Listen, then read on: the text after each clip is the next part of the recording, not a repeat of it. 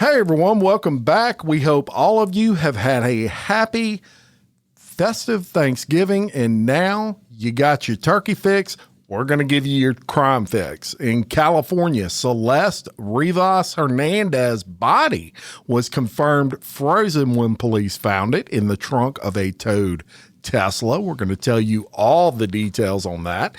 In Wisconsin, the Slender-Man stabber, Morgan Geyser, is missing after cutting off her ankle bracelet. In Oklahoma, a teacher dies after drinking a margarita at a restaurant tainted with an industrial degreaser. In Michigan, a man is charged with murder after a disagreement over a Hummer purchase. And KJ and I are bringing this episode to you on Black Friday. So if you're out doing your bargain Christmas shopping, we got some safety tips you are not going to want to miss. All of this and much more today on Crime Wire Weekly. I'm Jim Chapman. I'm still Kelly Jennings. You are still Kelly Jennings. How was your Thanksgiving, Kelly? Fantastic. I gobbled till I wobbled. And then wobbled in here. I did. Very good. Very good. But we'll jump right into it today, and we're going to start off with yet another update. It seems like we've updated you for the past 3 weeks on this case. Of course, we're talking about Anna Kepner and a cause of death for the Florida teen who was found dead on a Carnival cruise ship earlier this month has been revealed. ABC News reported Friday that Kepner died by asphyxiation resulting from a bar hold, which is a term for holding an arm across the neck. Investigators found 2 bruises on the sides of her neck as well. The Miami-Dade medical examiner has not released, as of this recording, an official cause of death, and preliminary information found that there were no signs of sexual assault and there weren't any apparent drugs or alcohol in Kepner's system. Autopsy and toxicology, thank you, reports have not been officially released. The 18-year-old high school cheerleader from Titusville, Florida, was found dead while aboard the Carnival Horizon cruise ship. Her body was found by a housekeeper under the bed in her stateroom on the ship, which returned to Port Miami. This was on Saturday, November 8th. And news of Kepner's cause of death comes days after an unrelated family court case. And this filing suggested a minor may face criminal charges in the 18-year-old death. The disclosure appears in an emergency motion submitted in a divorce case involving Kepner's stepmother, Chantel Hudson. In the motion, which requested a delay in a custody hearing, Hudson's attorneys wrote that she has been told by FBI investigators that, quote, a criminal case may be initiated against one of her minor children related to Kepner's death. Kepner was reportedly on the cruise ship's Caribbean voyage with her father, stepmother, and step-siblings when she went missing. As of Friday, no one has been charged in the case, and there have been no arrests linked to the teen's death. Few official details about her death have been released publicly, and following the news, Carnival did release a statement, of course, wishing their condolences, etc., saying their focus is on supporting the family of the guest and cooperating with the FBI. But a little more information in the case has been discovered. Unfortunately, I feel like we're no further along than we were 3 weeks ago, other than we know that foul play was involved. Right. And I did see also that the grandparents that were on the cruise with them have actually spoken out now to ABC News and had said that they were this cruise was supposed to be like a new family tradition because the parents were now, newly married, and this was going to be a blended family type thing. And they were just baffled. They're talking about how they were having a great time and that the kids were, going to be in one room while the adults, I guess, were in a bigger room. But they'd been told, look, if y'all aren't getting along for any reason or whatever, then, we have the other room and you can come over here. But they really just seem like, they said there was an extra bed in their adult room. So if there was an argument, so maybe there was a history of them fighting, if that were the case. But even the grandparents are just like, these kids cared about each other and they don't want to accuse their new, I guess, stepson or whatever, or grandson of doing this, but they just seem they seem just as dumbfounded as the rest of us of how this could have gotten where it is. Yeah. Well, we'll keep you updated on it for sure. Wild, yeah. All right, well, let's go to Canada. And a former Canadian police sergeant has pled guilty to using a law enforcement database to pursue intimate relationships with around 30 women, including several victims of domestic violence. 53-year-old Robert Eric Semenchuk, and no, I did not make up that last name. That's unfortunate. That is unfortunate. A 22-year veteran. Very unfortunate. Yeah. A 22-year veteran of the Regina Police Service in Saskatchewan pled guilty to one charge of breach of trust and one charge of unauthorized use of a computer on Friday, November 21st. The police service claimed that in March, when Semenchuk was charged, that, y'all, my dad's name is Chuck. This name is just, I can't handle it. Oh my God. Anyway. The former sergeant had accessed protected information to find, contact, and pursue relationships with these women, some of whom he had no idea he was even a police officer. The number of women involved in this case may be as much as 30. Semenchuk allegedly would use an alias, including the names Jay Lewis or Steve Perkins, and send a text message to the women saying that he was a contractor or project manager. The conversation would then turn into constant messaging over a lengthy period, sometimes years. And one woman who was only identified using a K, like the letter K, said that she received an unusual message while she was staying in a women's shelter and was recovering from domestic abuse. She said that the text felt like a lifeline at a low point, and they continued texting for 4 years before eventually she began questioning him in 2023. I was like, do I really know this guy? She said. She added that she ran a photo he had sent her through facial recognition software, and it returned an image of Semenchuk with police gear. I can't describe the feeling, everything that went through my head in that moment, she said. One of the first things that hit me was fear of this person, his power, and what he could do. Kay then contacted police, which triggered an internal investigation that lasted for 2 years. Another woman, simply identified as the letter C in the article, said that she received a message from a man calling himself Steve, and that their relationship lasted for more than 1 year. I was 18 years old trying to find someone, and I didn't know how to go about it, she told the outlet, recalling how Steve eventually became controlling and demanding in their conversations. He was sex crazed, she said, describing how he consistently pressured her to send him explicit photos. How did he know who I was? Why did he choose me? These were all things that she was questioning. When Semenchuk, who had been honored with policing awards over the course of his 2-year career, was charged in March, then police chief, I think it's Farouk Sheikh? Is it Sheikh? Sheikh. All right, Farouk Sheikh said that he had resigned from the force effective April 21st.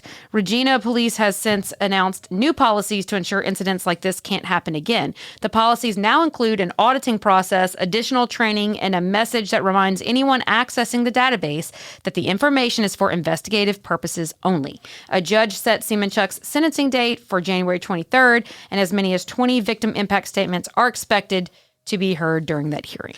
Yeah, and Semenchuk's in some trouble for sure. Yeah. And I'll tell you, one thing that surprised me about this is these police officers, if anybody know that what they're searching through police databases is trackable. Yeah. Traceable. Absolutely. This happens more often than people think. Mm-hmm. And they get caught almost every time, and yet these police officers still do it. You can't just randomly see a cute girl in a Mercedes and run her plate, right?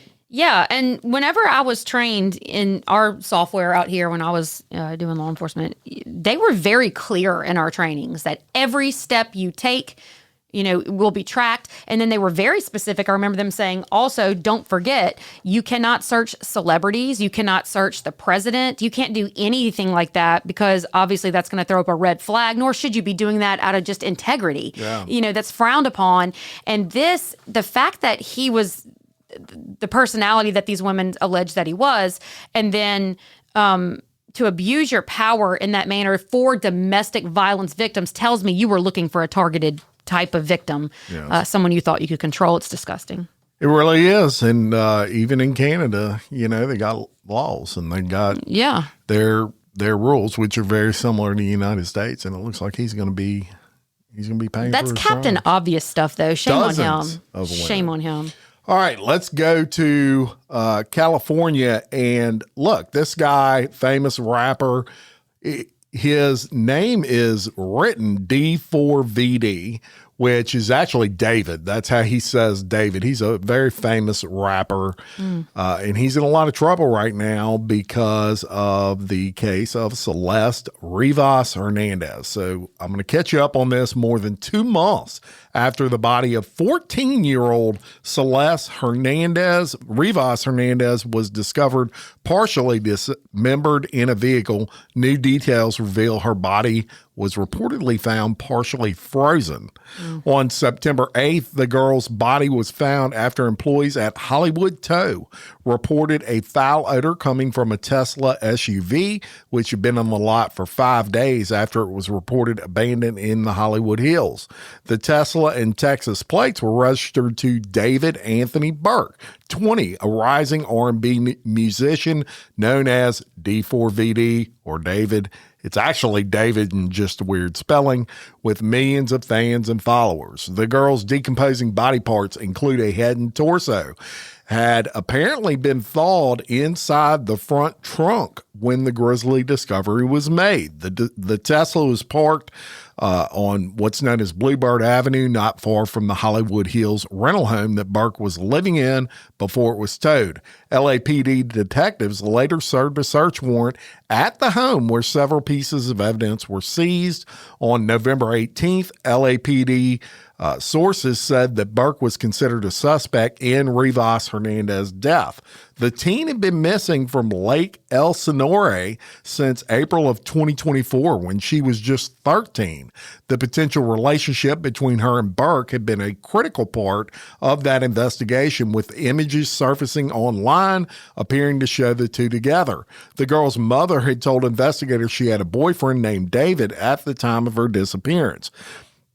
The two reportedly have matching tattoos on their right index fingers with the letters SHHH. Okay. In Burke's circle, also reportedly believed Rivas Hernandez was 19 years old, so he wasn't telling his friends the real age.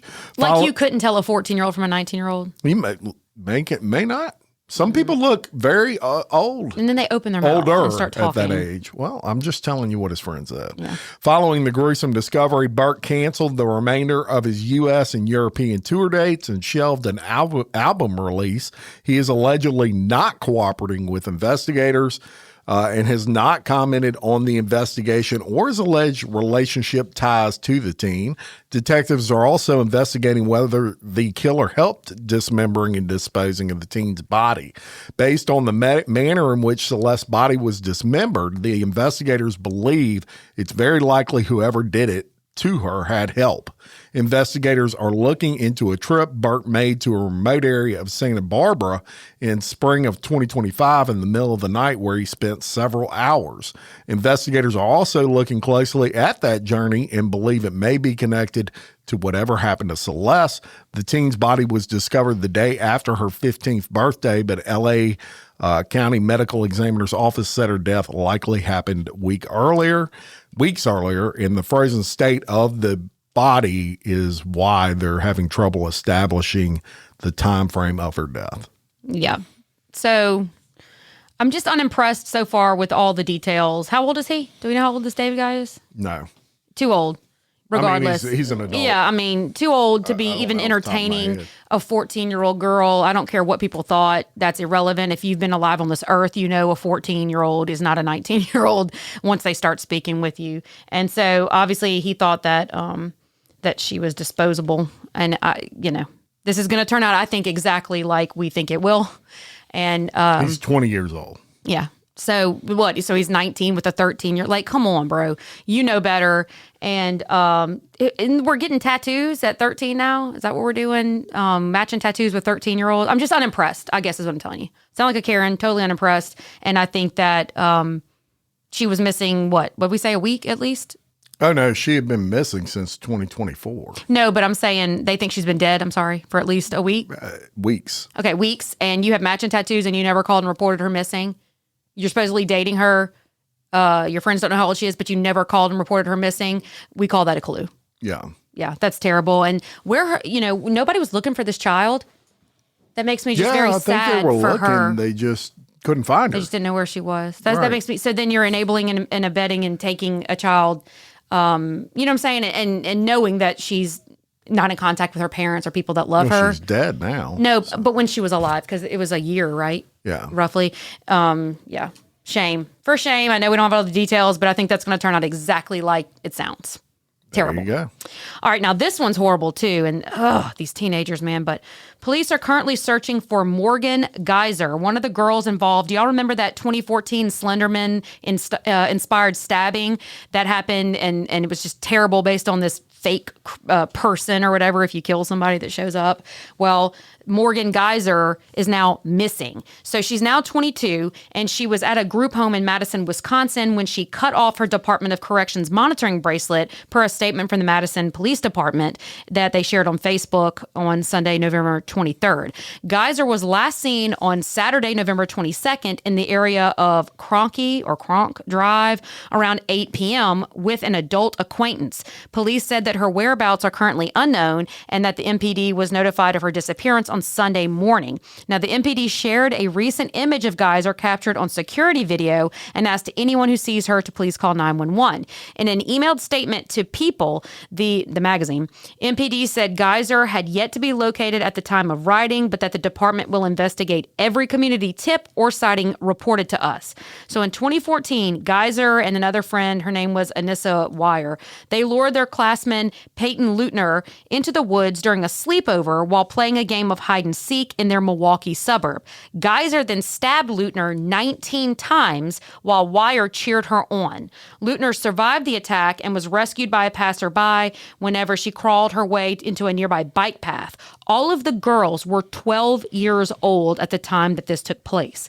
Geyser and Wire said that they committed the crime to please the mythical figure Slender-Man, who they believed was real at the time. The Slender-Man character is believed to have originated from a 2009 illustration of a tall, thin man with tentacle-like arms and magical abilities that circulated around the internet via horror stories. Both Geyser and Wire were charged with first-degree intentional homicide and were tried as adults despite their ages. Both girls were eventually found not guilty by reason of mental disease or defect and were committed to psychiatric facilities. Then in January, 11 years after the attack, it was announced that Geyser would be released from her psychiatric care facility following expert testimony claiming that she had made noticeable progress during her time there, per the Associated Press. The judge ordered Wisconsin's Department of Health Services to house her in a group home as a condition of her release. Wire was released in 2021 after being housed for nearly 4 years at the same facility as Geyser. Pretty crazy. And I'll tell you, how the hell she is missing is one of the scariest things you can have out there. There's no telling what she has planned next. She's absolutely insane. And even the court said that, which is why she's even out. If I was the girl that was stabbed 19 times, I'd be scared to death right now. Yeah, I would, because you don't know what's going on in that freaking dome of this woman, or it's a woman now, 22 years old. Yeah. And cut her. You obviously know right from wrong in that you take the ankle bracelet off. It's not like she just ran off and she's crazy. No, she thought this through. She's criminally crazy and she cut it off. Yeah. So yeah, I hope they find her sooner than later, because that would be very scary and worrisome for me. 100%. Let's go to Oklahoma. And we're going to talk about an elementary school teacher from Oklahoma who is dead after her family says she was served a margarita at a Mexican restaurant that had industrial grade degreaser in it. So Holly Hill was a beloved teacher at Elgin Public Schools, and she was an alumni of that school in Oklahoma. She died last week, and the Oklahoma State Bureau of Investigation is investigating her death as suspicious, but findings have not been released. Hill's mother, Kelly Hunter, said her daughter's life changed forever 2.5 years ago when she visited Hacienda Las Margaritas in Elgin. The allegations are highlighted in the lawsuit. Hunter said her daughter was served a margarita that was made with industrial degreaser that contained lye, and that lye damaged her esophagus to the point that her daughter had been fighting for her life for 2.5 years. She spent a week in the hospital, but it took more than 12 weeks to keep her esophagus open. Quote, I really started to worry when my baby girl woke up and I had to tell her she couldn't eat or drink anything for 30 days. She'd be upset, but she smiled at me and said, I can do that. After she is believed to have finally recovered, Hill returned to her normal life as an elementary school teacher and a bus driver. As usual, she got up and went to work because her kids needed her, her mother said. But recently, while Hill was at work, she began to feel unwell and spiked a fever. She decided to finish her day at home in bed and planned to go to the hospital in the morning. But overnight, her mother received a tragic phone call from her daughter. Quote, about 1:18 a.m., she called me and she was gasping for breath and telling me she couldn't breathe and needed help. Hunter said she then rushed to her daughter to help her. Quote, she told me, I'm dying, Mom, but I need you to know I love y'all. And I said, you're not going to die, baby girl. You're too strong for that. Hill's husband was on the phone with 911 operators when she lost her pulse, and that's when Hunter stepped in and started CPR.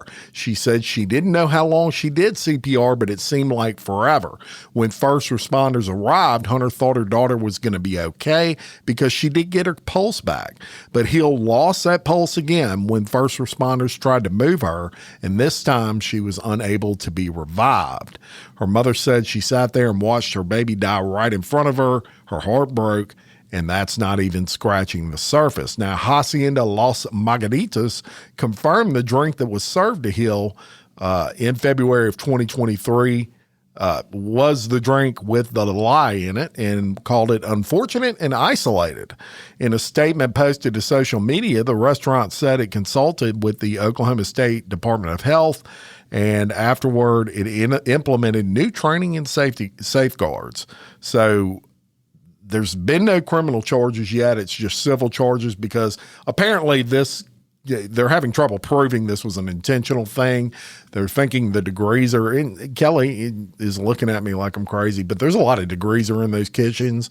Something could have fell over and somebody didn't notice it, or they went to clean something and used the same rag to dry out the glass. I'm not saying they weren't criminally responsible, but it doesn't necessarily mean it's intentional that it had degreaser in it. Yeah, I just have a hard time believing it would be one isolated incident if it was not someone doing something stupid, just thinking it might be funny. I just personally don't see that. I see it the opposite. I see it because it was an isolated incident and it only happened one time. It could have possibly been an absolute accident. Well, but the amount okay, this is where my brain went, since we're kind of going there, I guess, is that I kind of looked it up because I wanted to see what is, poison control and how does it work. And you would have to have enough in your system to cause these types of problems. So it had to be more than a rag. It had to be enough. It had to be enough in there to gulp, you know what I mean? Because this is saying that it causes, breathing difficulty, your throat will swell. It talks about the blood pressure problems, and then your blood can actually become too acidic, which in and of itself will cause more compound problems. So my mind would be more inclined to think that some younger person thought this would be funny and poured some in the drink. Possible. Yeah, I know. We don't know. I don't think nobody knows. We don't know. But this is just what a downhill battle, suffering. This is terrible. And you expect people to handle your, when you go to a restaurant, you expect your food to have better care. I do. Yeah. Better training. What do you mean better training? You put caustic liquid in someone's drink. Yeah. That's weird to me. All right, let's go to Michigan. Now, Jim, you used to drive a Hummer, did you not? I did. Did you ever get so upset that you wanted to kill somebody over it? No. Cool. Good to know. Because a man upset over a $3,000 Hummer he believed was $3,000 Hummer? Yeah, it's a piece of shit. Show me where you can buy that at. I'll buy one right now. Yeah. He believed was defective returned to the suburban Detroit dealership where he bought it and allegedly killed 2 men. Oh, my God. Terrence Jermaine Sandals, 46 years old, of Houston, Texas, was arraigned in Macomb County, Michigan on 2 counts of first-degree murder, multiple counts of armed robbery, and several weapons offenses. About 3 weeks prior to the homicides, Sandals entered Star Auto Sales and allegedly threatened the owner over the Hummer he had purchased for $3,000 and believed it was a lemon. He then left in what was reportedly a rental vehicle. On November 7th, Sandals allegedly returned to the dealership and shot and killed 2 men at point-blank range during a robbery. The victims were identified as Marvin Batu, 40, and Garth Baban, 48, or Baban. An employee found their bodies after returning from purchasing car parts. Surveillance video showed a masked gunman entering the building, shooting both victims and leaving on foot. Video from the initial argument 3 weeks before allegedly showed Sandals' rental car. Detectives found that car at a motel in Romulus, Michigan, and Sandals was arrested November 8th after officers executed a no-knock warrant at the motel room. Cash stolen from the dealership was found in the room, along with 2 handguns and a large quantity of cocaine. Was also recovered. Imagine that. Yeah, no. Sandals' criminal history includes an outstanding felony warrant related to a Texas shooting. Sandals will be likely extradited to Texas to face those charges, and he is being held without bond at the Macomb County Jail. Yeah, and, a couple things stick out there. First of all, $3,000 Hummer, and you're pissed off because it had issues with it. Like, go figure. I mean, that's probably why you got it for $3,000. Right. You did get what you pay for in most cases. Obviously, this is a situation where it was a reaction out of anger, and that's how people solve shit these days. They just kill people. There's no absurd. Yeah, it's people that have no idea how to solve problems. Not to mention you got so that's how they solve them. Brick of cocaine in the hotel room with you. So I'm sure he's a stand-up guy that just flashed out. Spend the rest of his life in jail over stupidity. Yeah. A $3,000 Hummer that I guess wasn't starting or whatever. And then 2 men get just executed over it? Or is that really where we are in And they're society? probably exactly what I'd have told them. You paid $3,000, dude. I know. Read your contract. Yeah. All right, let's go back to California. Oh, man, this is a tough one to hear. Authorities in California say mother and father have been convicted of murdering their teenage daughter and young son while abusing their 2 younger boys. So they had 4 total. A jury found Maurice Jewel Taylor Sr. and Natalie Brothwell guilty of 2 felony counts of first-degree murder and 2 felony counts of child abuse.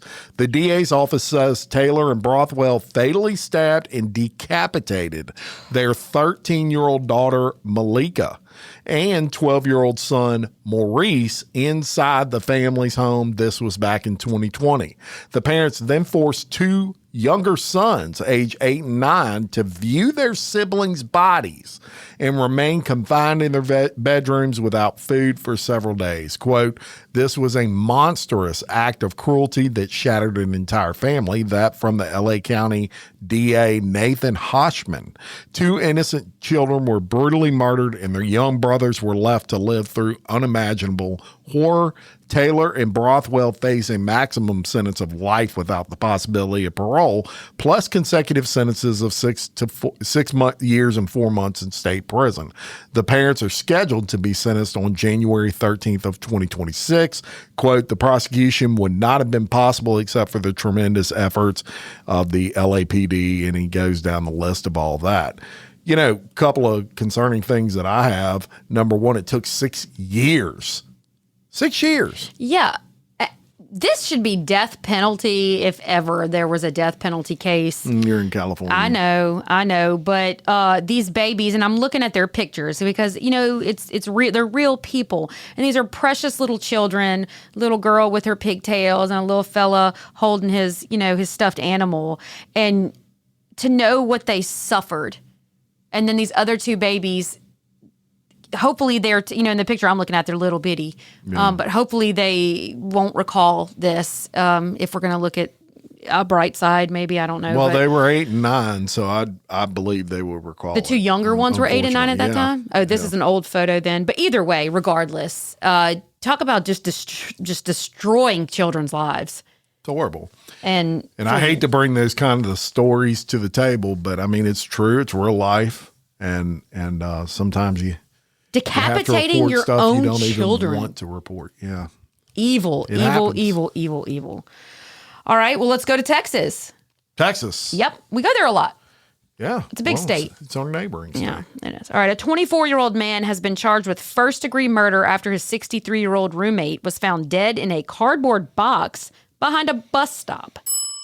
Hey everyone, Crime Wire Weekly has moved to its own new channel. We hope you've enjoyed this preview. To continue listening, please follow the link referenced in the description of this podcast. Or simply search Crime Wire Weekly wherever you're listening. And don't forget to follow the show so you can be alerted when new episodes drop. Thanks for listening.